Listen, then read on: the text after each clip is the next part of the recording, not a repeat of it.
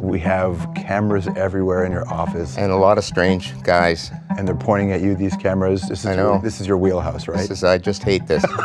Okay? I hope the forehead is bouncing back at you guys. It's just the way he is, and actually there's a lot of things that he does that a lot of people don't even know. He'll give something to someone or do something for someone. He just does it because that's what he wants to do. Have you always been uncomfortable with this kind of attention? Yeah. Yeah? Yeah, for sure. But yet here we are. Here we are. And we're doing it. And in the most uncomfortable way for you, because this is about a celebration of you and your legacy in this business. Big institutions or organizations or pats on the back is not what he does it for. It's like seeing a kid succeed, right? He gives, but he receives a lot from those people that use what he gave them wisely.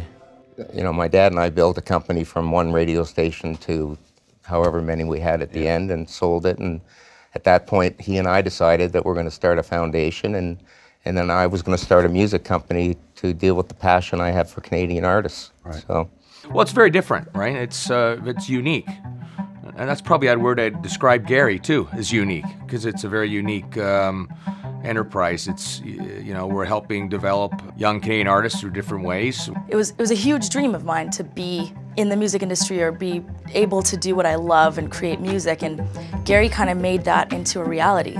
He cares so much it doesn't even feel like a business. He just wants other people to experience what he has experienced in his lifetime, which is success in what he loves to do. How do you choose what you support, like in terms of the charity stuff? well, we look what's going on out there and kind of trying to find an area or a category that we think could use our help. So the first one was the hospitals. So we decided to do something specific for 5 hospitals in Toronto, $10 million each. One was a TELSA machine. One was a scanner for brain cancer. The emergency department at St. Mike's, we paid to renovate because it was terrible. Individuals like Gary are absolutely essential to our healthcare system. We actually can't afford all the things that we need, and without philanthropy, I think we would be in much greater difficulty than we already are. And then we did the NGOs. Because we work with War Child and we work with World Vision, and Stephen Lewis is a friend, and they all need help. I had been working as an envoy on HIV/AIDS in Africa, was completely overwhelmed by the desolation and despair, wanted to do something about it. With my daughter, we created the foundation. The foundation is dedicated to providing support on the ground, at grassroots, at community level. When you put to Gary a proposition like, could you support this foundation, the work they're doing, he asks a lot of probing questions. He says, why are you doing that? Why aren't you doing this? Why isn't the government doing it? Why do you have to do it? How will it help? You warm to the man because he cares deeply about what you're doing. Are you personally connected to the things you're helping? I'm connected to helping people in foreign countries who need help. I'm connected to helping our Aboriginals in Canada. Yeah, talk about that, what you're doing now. Yeah. It was time that somebody showed support for the Indigenous people. I'd heard a little bit about what was going on in a community called Sheshashi, an Innu community. What I saw changed my whole idea of what human rights were about in Canada. I felt like we drove off the edge of Canada into some other world. I mean, to be perfectly honest, I'd worried every night about how we'd ever find the funding to keep this thing going. This should be national, and with Gary's support, he's helping us, complete that vision in a big way. It's affecting communities, and he's listening, and he's empowering Indigenous organizations through his funding. In Toronto, we do a lot of work with kids in the music side of things who need help. So there's a place called the Dixon Hall School of Music that we help fund.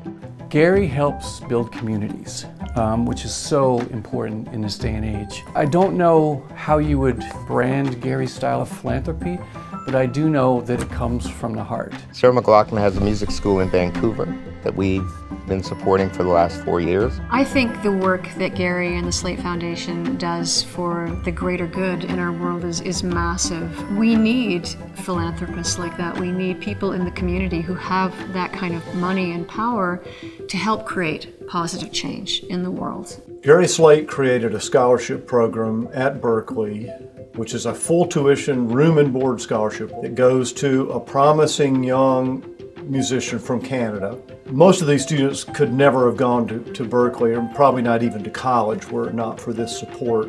We're involved in Remix, which is an inner city program for kids. The Slaight Family Foundation support has literally helped us grow from this small kind of program that we just started on Sudbury Street, 10 years ago, into this world-renowned incubator that it is today.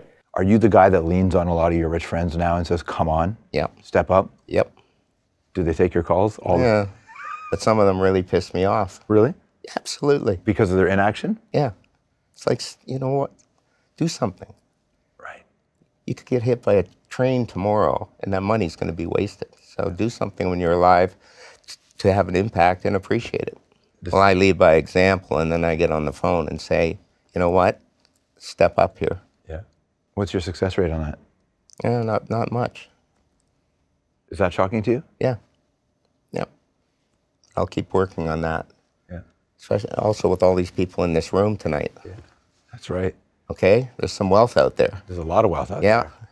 And there's a few cheap pricks out there. I wonder if they know who they are. Oh, yeah, they do. Yeah. Oh, you're Gary Slaight? You and you. What do you want the Slaight name, or this, when people in 50 years walk down the street and see Slaight somewhere, what do you want them to think that means? I want it to be a symbol of giving back. That would be it. I think if everybody did a better job of giving back, the world would be a better place, for sure. And you'll keep leaning on them until then? I will keep leaning on them, yeah.